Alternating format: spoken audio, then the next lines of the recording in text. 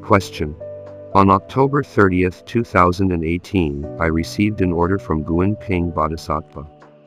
The king of hell wanted me to visit the underworld and bring a Guanyinpusa Dharma door scroll along with me. The scroll would be handed over to the underworld. While resting at home, my soul was whisked off to the underworld by a ray of golden light. The king of hell read through the scroll, stamped it with an official seal, and handed it back to me. He told me to give it to Guanyinpusa's Dharma protectors.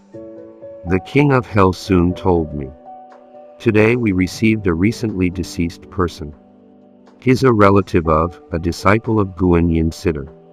Since his family member is practicing Guanyinpusa Dharma door and has performed significant meritorious deeds, Guanyin Bodhisattva granted him succor when he died, allowing him to meet with you and share his experience in detail.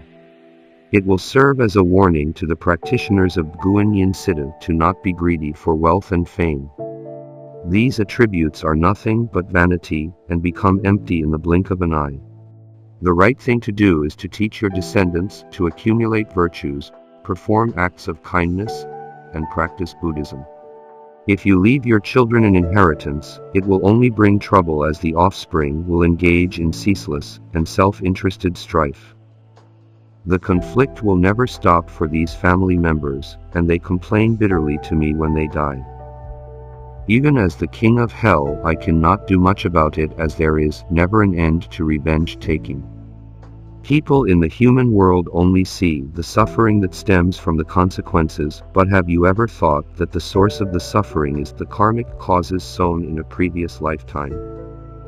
When the right time and conditions arrive, you must undergo your own retribution. A deceased person's soul was escorted to the court. Appearing to be middle-aged, he said, "When I was alive, my brother and I ran a business together. I didn't expect him to be so greedy.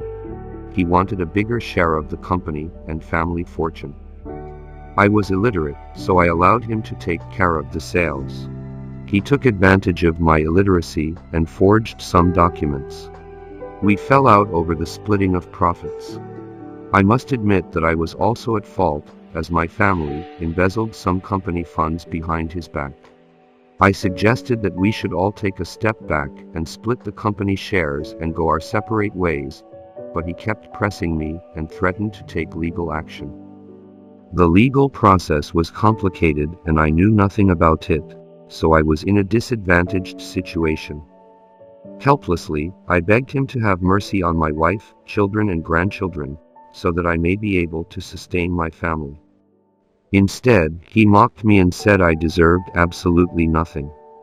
I became furious and foolishly took the advice of a bad friend, who said that since he was unkind, I should also be merciless and kill him.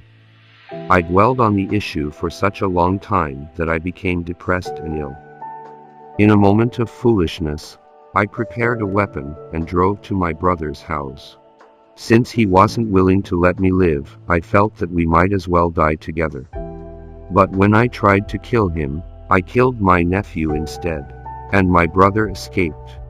I was arrested and sent to the police station. Before I died, I felt guilty. I cried silently and repented. But the mistake had been made and it was too late to regret. Upon his death, my nephew was escorted to the underworld and he complained to the king of hell. He then went back to the human realm to take my life as revenge for his wrongful death. After I died, I was sent to the hell realm to experience the pain of the punishment for the offense of killing, to have my hands and feet cut off. I wailed and howled with grief, but I was willing to bear the punishment. Luckily, I have a relative who practices Guanyinpusa Dharma door. She sympathized with my situation and cried and prayed to the Bodhisattva to grant me succor. The Bodhisattva showed mercy, allowing me to share my case with the human world. Do not leave any inheritance for your children, the middle-aged soul declared. It will only serve to induce family feud, or even the act of killing among family members. After I died, I had to undergo punishment in hell. Wealth and glory become empty in the blink of an eye. You cannot take any of it with you except your own karma. I beg for the Bodhisattva's mercy, and to let this meritorious deed reduce my sentence in hell. The king of hell sighed. Guanyinpusa is so compassionate. When he died, the Bodhisattva advised him that the punishment was all because of his karma, created by the karmic conflict in his previous life. In fact, we have checked his brother's record, and he is very greedy and dishonest in business. In years to come, he will undergo retribution. The good will be rewarded and the evil punished. Once, this offender attended Master Jun Hong Lu's Dharma talk, but he failed to cherish his affinity with Buddhism. If only he had practiced Yin Citta like his relative, he would not have been so foolish in committing this misdeed. The king of hell sighed again. With the session now over, the king signaled me to leave. I took the scroll and left the underworld. Master Jun Hong Lu's reply. In the human realm, a person may have short-term gains, but suffering awaits them once they descend to hell. Buddhists should never create negative karma. Do not fight with others. If you fight, you may win, but you will suffer later. Good is rewarded and evil punished. It's just a matter of time. In an aviation accident in Indonesia, all 189 passengers died. The husband of a fellow Buddhist was supposed to be aboard the plane, but somehow something prevented him from boarding the flight. Reciting Buddhist scriptures is always good. When you're being chased and tortured in your dreams, aren't you afraid? It's the same feeling when you die. Although you cannot move your body, you suffer constantly. That's why you should never do evil.